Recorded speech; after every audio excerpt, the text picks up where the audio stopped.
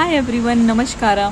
तो कल मुझे मैसेज आया कि सौम्या, हमें डिप्रेशन और एंजाइटी का मेडिकल और अंधविश्वास वाला जो लोगों का विश्वास होता है वो वाला रीज़न पता होता है कि डिप्रेशन एंजाइटी क्यों आती है, पर हमें जानना है कि प्रैक्टिकल लाइफ से इसको जोड़ के कैसे देखें कि डिप्रेशन और एंजाइटी का मेन रीज़न क्या है। ऐसे तो टुकड़ों टुकड़ों में इंस्टाग्राम में बहुत सारी रील हैं, लेकिन एक्चुअल में हम इसकी जड़ को कैसे समझ सकते हैं, डिप्रेशन कब आता है, एंजाइटी कब आता है और इसके रीज़न क्या क्या हमारे कंट्रोल में है, कैसे ठीक कर सकते हैं, कैसे उस पर काबू पा सकते हैं, है ना। तो वैसे तो ये बहुत बड़ा टॉपिक है, I will try to cover it. So depression और एंजाइटी, आई कैन से मैं इसको दो भागों में बांटूंगी। तो basically will take first depression. Depression generally उन लोगों को होता है जो जनरली टेकर होते हैं लाइफ में, जो बहुत ज़्यादा लोगों से लेने में यकीन करते हैं, या फिर जो बहुत इंट्रोवर्ट होते हैं और गिवर होते हैं, तो डिप्रेशन आपको तब होता है जब आपकी लाइफ से या किसी और से कोई एक्सपेक्टेशन होती है और वो एक्सपेक्टेशन आपकी पूरी नहीं हो पाती, और फिर आप उस चीज़ को बोल नहीं पाते क्योंकि या तो आप इंट्रोवर्ट हैं या अंदर आपके बहुत सारे इमोशंस भर गए हैं और आपको पता है कि इस चीज़ को आप नहीं बदल सकते, किसी और का बिहेवियर था ये, या फिर आपकी लाइफ का कोई सिचुएशन है और आप अंदर से एग्जॉस्ट हो जाते हो। आपकी बॉडी में ऐसे ऐसे आई कैन से विटामिन और हार्मोन्स बनने शुरू हो जाते हैं जो कि आपकी एनर्जी को एकदम कम कर देते हैं। तो ऐसे में आप डिप्रेस्ड हो जाते हो। ऐसे में आप खाना पीना कम कर सकते हो, बातें कम कर दोगे, लोगों से बातें नहीं करोगे, डिप्रेस हो जाओगे। एंग्जाइटी ज़्यादातर उन लोगों को आती है जो बहुत ज़्यादा इमोशनल होते हैं, बहुत ज़्यादा लवर होते हैं, गिवर होते हैं, तो जो हद से ज़्यादा देते रहते हैं और फिर उनको आसपास उनकी चीज़ें रिटर्न नहीं मिलती और बहुत सारी चीज़ें होती है, तब एंग्जाइटी आती है। तो मैं दोनों में जो मेनली होता है वो बता देती हूँ। डिप्रेशन और एंग्जाइटी का स्टार्टिंग होती है आपके एक्सपेक्टेशन से। So basically we all are human being. हम कुछ बेसिक एक्सपेक्टेशन रखते हैं हमारी परवरिश के द्वारा, या जनरली अपनी फैमिली से, अपने दोस्तों से, अपने प्यार से, अपने बच्चों से, अपने आप से, अपने काम से, अपनी लाइफ से।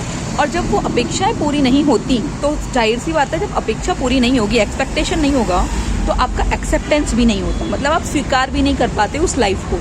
तो ना आप एक्सपेक्टेशन आप हटा पा रहे हो, ना आप एक्सेप्टेंस रख पा रहे हो, तो क्या होगा कि आपको चेंज भी नहीं कर पा रहे हो।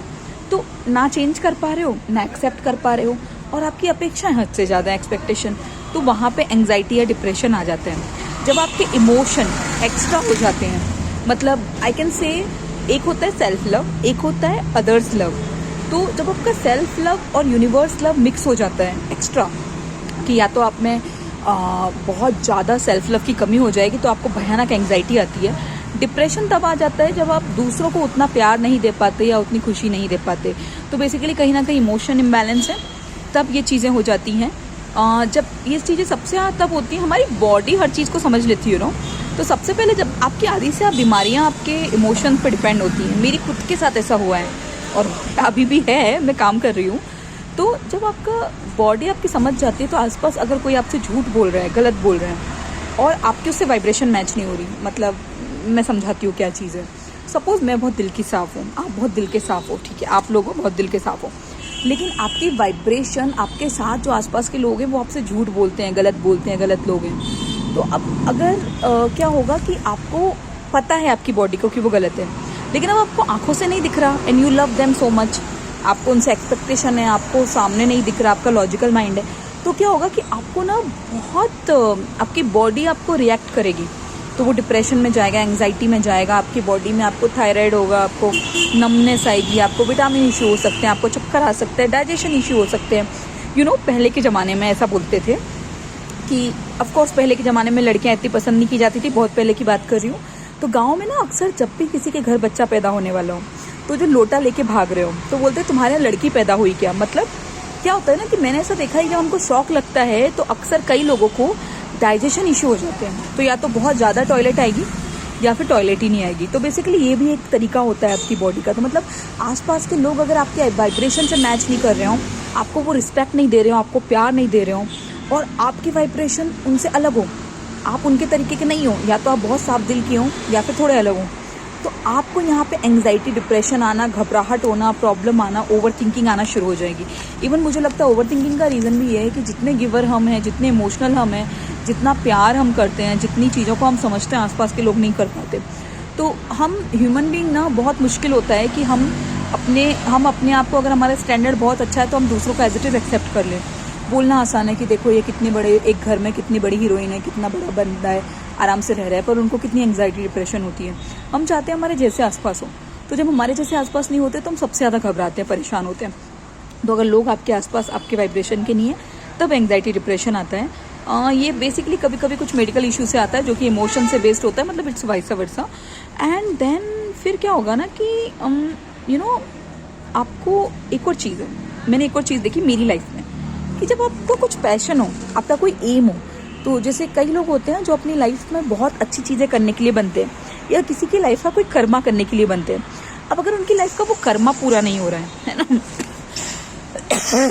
जैसे कि उनको कोई पोजीशन चाहिए, कोई क्रिएटिव से रिलेटेड चीज़ें करनी है, कोई बिजनेस करना है, कोई फैमिली से रिलेटेड कुछ चीज़ें हैं जो दिमाग में रही हैं पर पूरी नहीं हो पा रही हैं, या जो किस्मत में है, तो जब तक आपको आपका पैशन, आपका एम, आपका लक्ष्य नहीं मिलता, तब तक भी आपको कई बार एंग्जाइटी और डिप्रेशन हो सकता है।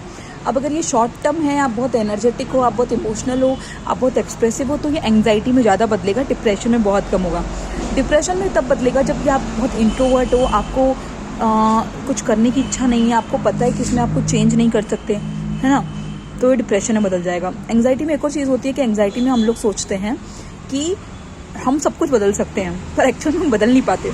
मैं सोच रही हूँ मेरी कंपनी बहुत ख़राब है, मैं इसको बदल सकती हूँ, या मेरे रूममेट बहुत ख़राब है, मैं उनको बदल सकती हूँ, पर मैं बदल नहीं पाती। तो वहाँ पे मुझे एंग्जाइटी आना शुरू हो जाती है, क्योंकि मेरे अंदर की इच्छा और बाहर की इच्छा मैच नहीं हो पाती, तो बेसिकली अगर मैं शॉर्ट टर्म में बोलूँ, मतलब मैं शॉर्ट लाइन में बोलूँ, तो ये है कि जब आपका अंतर मन और बाहर का मन मैच ना हो पाए तब ये होता है। तो उसके लिए क्या करें? उसके लिए अपने ऊपर बहुत बड़ी एक्सरसाइज करनी पड़ेगी। वो ये कि हमको या तो मेडिटेशन करना स्टार्ट करें, फिर स्पिरिचुअल, वरना डॉक्टर के पास जाएं और अपने अंतर मन को और अपने बाहर के लेवल को सेम करें।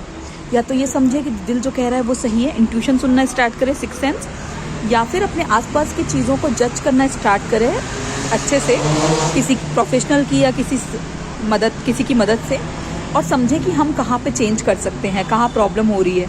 थोड़ा भगवान का नाम लें, थोड़ा धीरे धीरे देखिए कहाँ चेंज हो सकता है। तो बेसिकली जब आपका अंदर की चीज़ें, आपकी जो लाइफ बैलेंस नहीं होती है, इंटरनल एक्सटर्नल, तब प्रॉब्लम होती है एंग्जाइटी, डिप्रेशन। इवन कई जगह तो मैं भी काम कर रही हूँ, मुझे भी आ जाती है जब मुझे पता नहीं होता, जब ये सब प्रॉब्लम छोटी मोटी आती रहती है। तो मुझे लगता है कि इसके लिए हमको ना कंटिन्यूसली देखना पड़ेगा हमारे आसपास का माहौल कैसा है, हमें अपने मन को बहुत स्ट्रॉन्ग करना पड़ेगा, हमें अपने इंट्यूशन पे बहुत काम करना पड़ेगा, हमें अपने आसपास के 4 लोग पर स्ट्रॉन्ग लोग रखने बहुत ज़रूरी हैं, हमें एक्टिव लाइफ होना बहुत ज़रूरी है। ये समझना बहुत ज़रूरी है कि लाइफ में जो कंट्रोल में वही कुछ कर सकते हैं, बाकी सब नहीं। तो अगर एंग्जाइटी, डिप्रेशन में बोलूँ, मुझे और भी कुछ मिला तो बताऊँगी, पर इसका मेन रीज़न वही है, जब आपका अंदर का मन और बाहर का मन पास ना हो, मतलब सेम ना हो, जब आपके इमोशनल बैलेंस ना हो, जब आपको कुछ भगवान बताना चाह रहे हो या आपकी किस्मत या आपकी बॉडी बताना चाह रही हो कि ये इम्बैलेंस है, लेट्स बैलेंस दिस, तब ये होता है। तो उस पर हम काम करेंगे, उसके बारे में अगली बार मैं आपको ज़रूर बताऊंगी कि कैसे छोटे छोटे 2-4 एक्टिविटी से कर सकते हैं। अभी तक तो यही समझिए। Good bye, take care.